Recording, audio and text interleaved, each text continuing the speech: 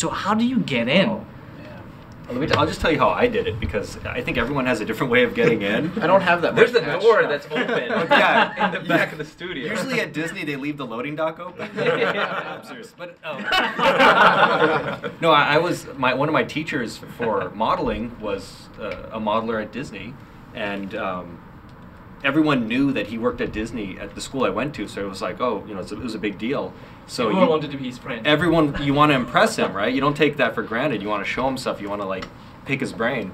But you punched him instead. Yeah, and he's like, and I got respect. And you stood out. Yeah. But like I made an impression, I guess, with my final in his class, and he had me go work for him at his small company he had on the side.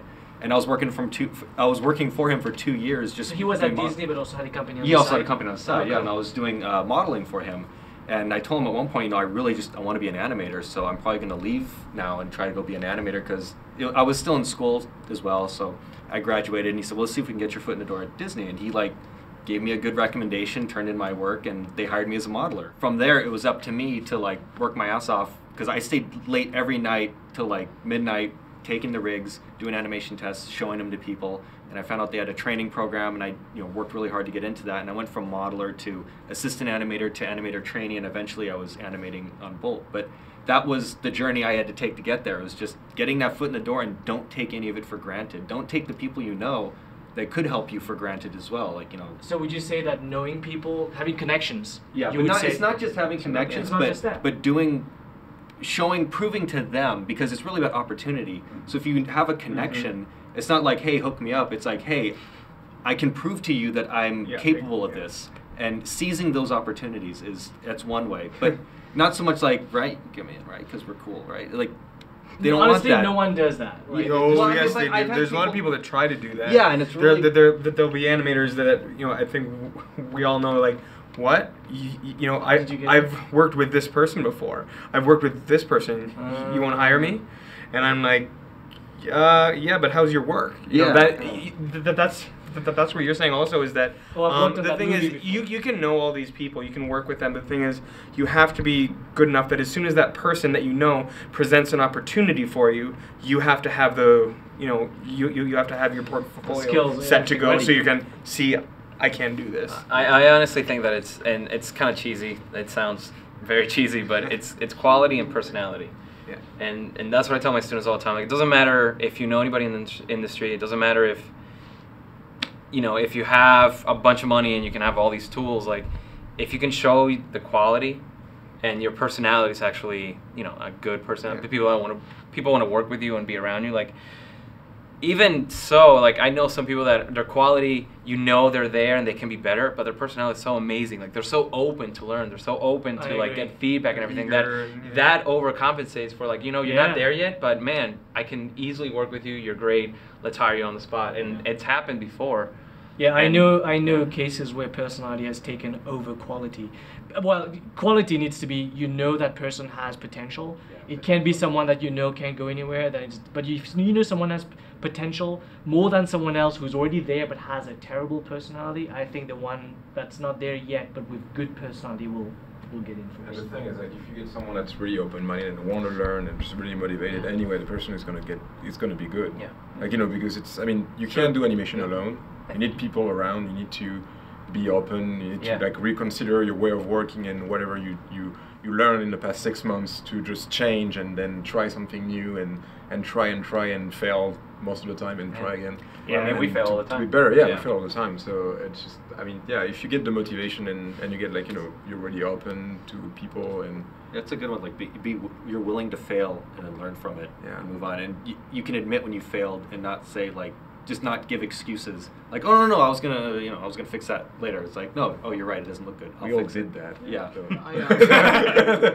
I'm going to give an even cornier answer than JP. I think ultimately, I think you can't control how you get your foot in the door. It's a real world concern. I'm not going to say don't worry about it, because you have to. You want a job, you want to get in, you love animation. But at the same time, as long as you really care and you're devoted, and you have a really good work ethic, and you love doing it, and you're passionate about it, as teachers, you'd never write off the one who's the least talented if they're the most devoted. Yeah. you know, you see them try, and it means so much. And I've seen more talented students kind of squander that opportunity, but by not thinking that they have to work hard, you know, and go above and beyond. And a lot of students do, you know, and that's ultimately the key. You know, I think the more common thing besides talent is someone with an incredible love for it and the matching work ethic. It's only a question of time, you know, because I also get a lot of questions about, you know, the industry is really tough right now.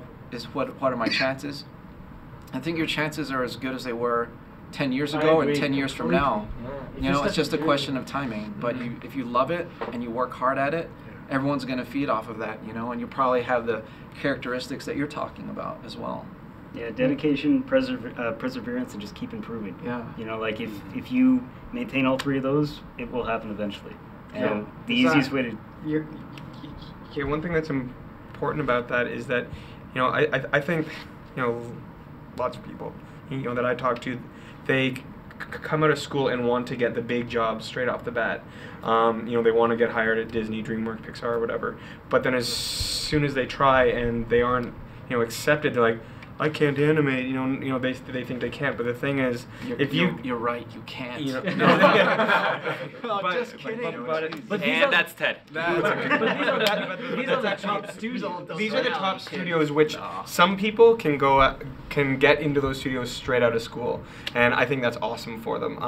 But most of them haven't. The way I started was I got out of school, and I started at this small place doing something that I didn't totally want to, but it was in the animation industry. So I was animating on this tiny little TV show that no one's ever heard of, and then each time this other company had an opportunity that was slightly, you know, above that, I'd jump onto that. But I always enjoyed my time here and worked my ass off while I was here, but then I kept moving to this one. So this gave me, you know, this went from Saturday morning cartoon, then jumped to direct to DVD, then all of a sudden I heard about this feature being done again at a smaller studio, but it was a feature. And then that gave me the experience to move to Sony Pictures and work on a full feature, and then to DreamWorks, and then so on. So I wanted to add, and it's something that you kind of said, it's keep working, even if you're not getting paid, which just sounds weird, but if you're at home and you're not getting a job, don't just sit there and just wait for the job. Just keep working, keep animating, because you have to. It's improving your demo reel. You know, like I always say, like grab the worst shot of your demo reel and replace it with your newest one, and constantly your demo reel is just gonna keep getting better and better. And just keep at it, because it's also practice. It's really like practice. Like if you don't animate in a few weeks, at least I feel like I think I forgot, and I have to go read like a book. I think you have to trust yourself. I think it's hard as a student to trust yourself, but you have so many people bombarding you with what you should have on your reel. You should have this, and you should have that, and then people will be second guessing even some of the things that you really like on your reel, to the point where you liked it, and someone says, I don't know about that, and you know, okay, and you take it out. But you know what? There's something to be said about trusting what you feel you believe in. Definitely.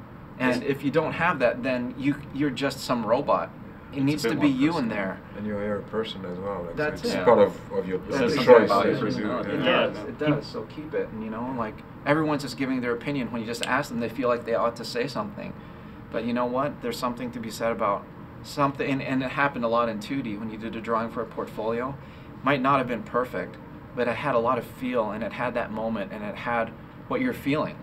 And it's the same with CG tests, you know, that comes through as well. When someone just loved it and they had fun doing it, you could always see the tests that people had fun at, you know, and just leave that, even if it's not, you know, like...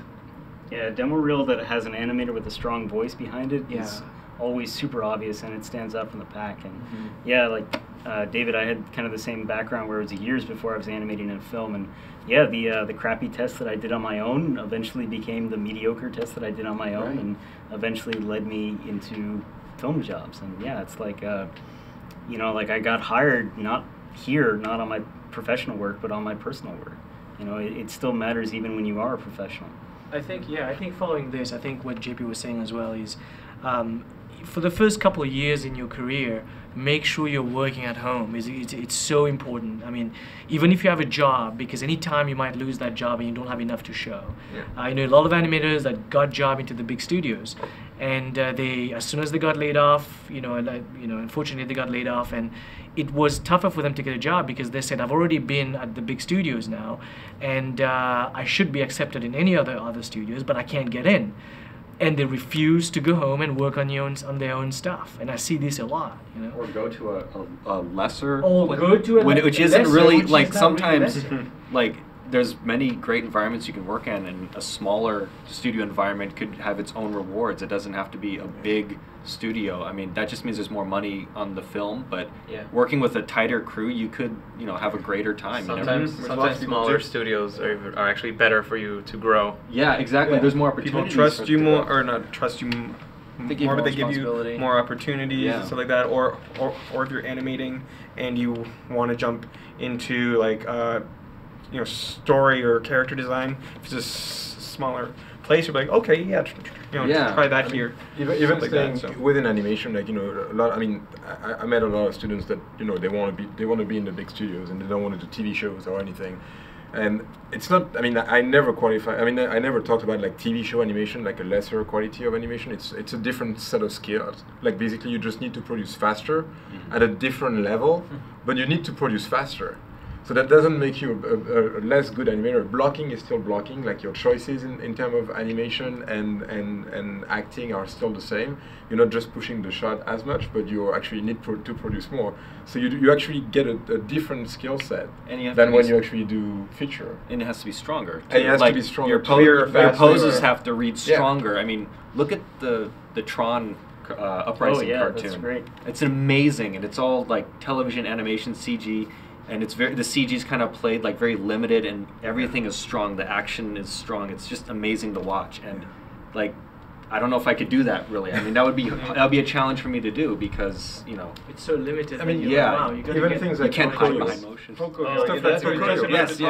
You get barely no facials. There's not even in betweens because it's like half step, half curve. But it's some of the coolest animation I've ever seen. Great. It's like super fun. The poses are great. Timings are amazing. Yeah. It's definitely a different skill set than doing feature films like at Dreamworks or Pixar. But you learn something from it. So especially at the beginning of a career or even in the middle, it's actually great to reset, try something else. You open your mind to something else, and then ultimately you just become better each time you actually force yourself to go out of. I mean, sometimes I wish I didn't have to spline. That'd be great. Just walking to like mode. So I'm sorry. Yeah, just to reiterate Ludo's point, like the writer's strike hit after my first or second feature job, depending on how you're counting. So they weren't making any movies, so I had to go back into games. And at the time, I was a little like, I want to be a feature film animator. Like, I'm going back into games. I was a little reluctant about it, but I think it was the best thing for me because, in a way, it made me really sort of focus on my workflow and just sort of getting. Like working on a slightly, it's a more simple character. There's not the 10 million controls that we have, and it's just about getting the idea across and then getting the polish and the timing. And it was the best thing for me. It solidified my workflow. It made me really think about just clarity and also just kind of doing a lot of different things. Whereas a feature film, you may be doing like a close-up of the same character for a year. You're not really growing as an animator in the way that you would at a smaller studio where you're doing a lot of different types of shots and maybe even doing other jobs outside of the animation discipline. Yeah, even talking about not, what JP was saying, that you can't stop even if you're at home, just say you don't get a chance, at a small studio to get a start, just say that you're boxed out.